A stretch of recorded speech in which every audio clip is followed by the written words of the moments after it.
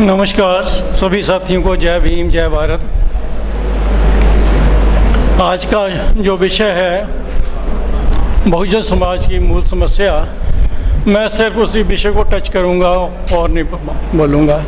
हमारे जो मूल समस्या, वैसे तो हर एक आदमी के हिसाब से अलग अलग मूल समस्या है। किसी को बेरोजगारी लगती, किसी को गरीबी लगती, किसी को जात पात और चतुर्वर्णी व्यवस्था लगती, भेदभाव के देरा सो में नहीं। लेकिन मेरे हिसाब से हमारी मूल समस्या हमारी अज्ञानता है, जिसके कारण हम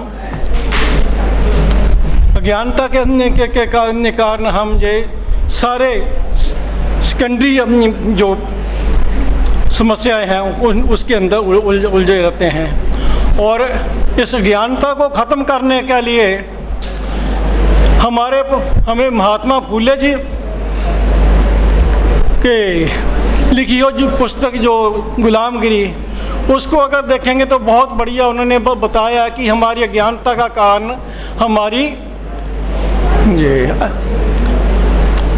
हमारी समस्या, मूल समस्या का कारण हमारी अज्ञानता है। और अज्ञानता का समाधान शिक्षा है। और इसी लिए उन्होंने अपने आप को शिक्षित किया, अपनी पत्नी माता सावित्रीबाई फूले को शिक्षित किया, और उसके साथ उनको शिक्षित ही नहीं किया, उनको शिक्षक की ट्रेनिंग भी दिलाई, और ताकि वो समाज की जो अदर लोग हैं महिलाओं को शिक्षित कर सकें। और उन्होंने एक स्कूल भी खोला, पहला महिला शिक्षा स्कूल खोला उन्होंने, इसीलिए कि शिक्षा बहुत ज़रूरी है। और अगर हम पीछे इतिहास में जाएं, हमें शिक्षा से ही वंचित किया गया था, क्योंकि अगर हमारे शिक्षा हो, ब्राह्मणों ने चतुर्वर्णीय सिस्टम में हमें 3 चीज़ों से वंचित किया था। एक तो हमारे पास धन नहीं होना चाहिए, दूसरा संपत्ति नहीं होनी चाहिए, और तीसरी शिक्षा। शिक्षा एक ऐसा इम्पोर्टेंट औजार था जिसके कारण आप हर रास्ते को तय कर सकते थे, और हर ताले की चाबी का काम करती थी।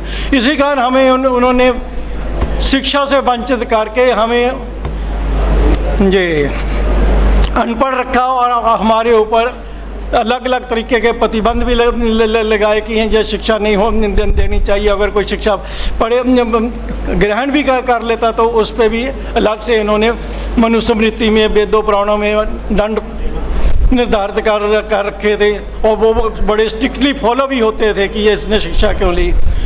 उसके बाद जब महात्मा फूले जी और बाबा साहब अम्बेडकर जी के प्रयासों के कारण जो हमें कुछ शिक्षा का अधिकार मिला, और बाई चांस हमारे बहुजन समाज के लिए अच्छा था कि अंग्रेज इस देश में आए और उन्होंने हमारे लिए शिक्षा का रास्ता खोला, और हम लोग शिक्षित हुए।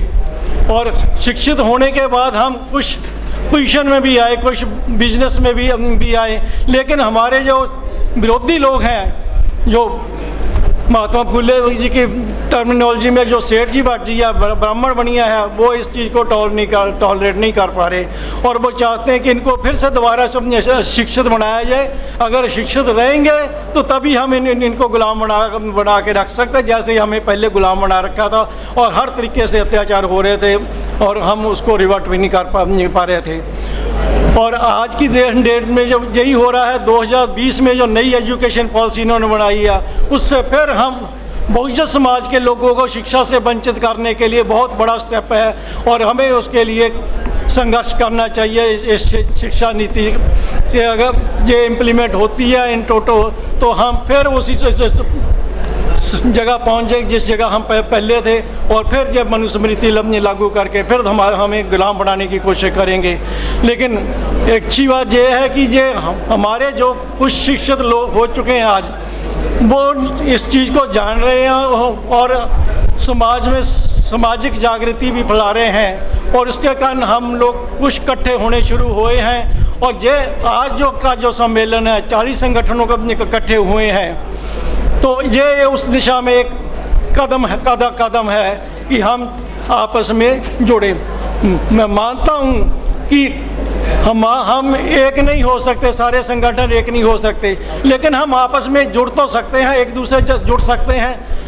और हम समाज का काम करना चाहते हैं। जब समाज का काम करना चाहते हैं तो उसके लिए तो किसी को प्रॉब्लम नहीं होनी चाहिए। हम आपस में मिल के काम कर सकते हैं, आपस में मिल के काम करेंगे तो मुझे नहीं लगता कि ये कोई मनुवादी व्यवस्था या कोई गवर्नमेंट हमें रोक पाएगी। और जब हम इकट्ठे काम करेंगे तो हम पार्लियामेंट में भी होंगे, सुप्रीम कोर्ट में भी होंगे और एग्जीक्यूटिव में भी होंगे, और हम रियलिटी में देश के शासक होंगे। बस इन्हीं शब्दों के साथ मैं आपका धन्यवाद करना चाहता हूँ। Thank you. जय भीम, जय भारत, जय श्री।